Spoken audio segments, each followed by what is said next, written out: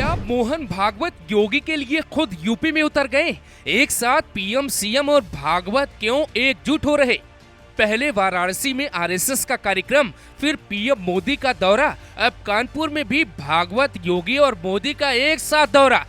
UP BJP में 4 गुट, भागवत का मैदान में आना, योगी को लेकर कोई बड़ा इशारा, भागवत की यात्रा से क्यों बौखलाई सपा? बीजेपी के पास यहां से सिर्फ 2 रास्ते हैं। पहला रास्ता अपनी सत्ता को बचाने के लिए योगी की सत्ता को बचाया जाए, और दूसरा, अगर योगी को छोटा साबित करने की कोशिश की गई तो मोहन भागवत से सीधा पंगा समझा जाए। अचानक यूपी में मोहन भागवत का बैक टू बैक कार्यक्रम होना साफ दावा करता है कि यूपी बीजेपी में कुछ बड़ा होने जा रहा है। योगी को लेकर क्या कुछ चल रहा है, सब कुछ अगले 3 मिनट में समझिए। क्या पीएम मोदी और मोहन भागवत योगी को जिताने के लिए खुद उतर गए? पहले वाराणसी में भागवत का दौरा, फिर कुछ दिन बाद पीएम मोदी का कार्यक्रम। अब ठीक ऐसी ही कहानी कानपुर में दोहराई जा रही। मोहन भागवत आज कानपुर में, और कुछ दिन बाद ही पीएम मोदी का कानपुर आना तय। एक जगह पर बार बार योगी, मोदी और मोहन भागवत का पहुंचना किसी बड़ी घटना की तरफ इशारा करता है। तो सुनिए पूरी इनसाइड स्टोरी। योगी आदित्यनाथ को बीजेपी से हटाने और उन्हें चुनाव हराने की तैयारी बीजेपी की ही एक धड़े में होने लगी। यूपी बीजेपी में अभी कुल 4 गुट हैं। 3 गुट मिलकर योगी को पीछे धकेलने की पूरी तैयारी में ताकत लगाए बैठा है। केशव प्रसाद मौर्य का एक गुट सालों से एक्टिव है। दूसरा, बीजेपी अध्यक्ष भूपेंद्र चौधरी का भी गुट सक्रिय हो रहा है। योगी को बचाने, उन्हें जिताने के लिए दिल्ली के साथ नागपुर का जुटना ये इशारा करता है कुछ तो बड़ा होने जा रहा है।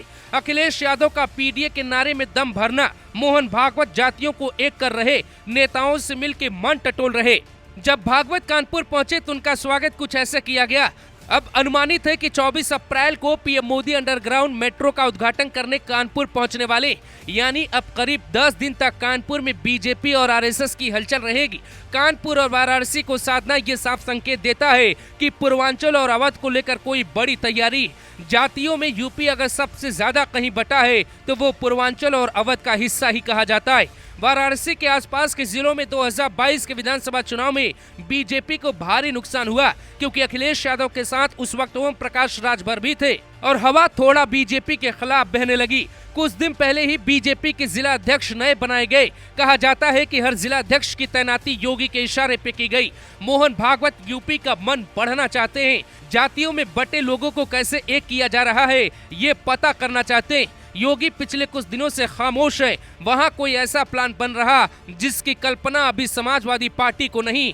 बीजेपी के पास एकमात्र विकल्प है जातियों को एक करना। उसी के लिए संभल की प्रयोगशाला खोली गई। अखिलेश यादव चाहते हैं कि यूपी में अगड़ों और पिछड़ों में युद्ध हो, ताकि फायदा समाजवादी पार्टी को मिल जाए। मोहन भागवत सीधे तौर पे खुलकर कुछ नहीं करेंगे, लेकिन पार्टी कैडर का मन भाप कर फैसला कर सकते। इसीलिए ये साफ है कि यूपी में बीजेपी कोई गलती करने के मूड में नहीं। योगी का विरोध पार्टी के भीतर जो लोग करना चाहते हैं, उन्हें साफ संदेश मिल गया है कि योगी रहेंगे तो पार्टी की सत्ता रहेगी। इसीलिए अगर विरोध किया तो पार्टी एक्शन लेगी। अचानक हर कोई खामोश हो गया है। केशव प्रसाद मौर्य खुद पिछड़ी जाति से आते। उन्हें लगता है कि यूपी में अखिलेश का मुकाबला वो कर सकते हैं, योगी नहीं। मोहन भागवत का योगी के राज्य में आकर ऐसे कार्यक्रम में शामिल होना साफ संकेत करता है कि यूपी का चुनाव बहुत ऐतिहासिक होने जा रहा है। बीजेपी इस बार सपा को बड़ी चुनावी हार चखाना चाहती है, लेकिन लड़ाई आसान कतई नहीं होने वाली।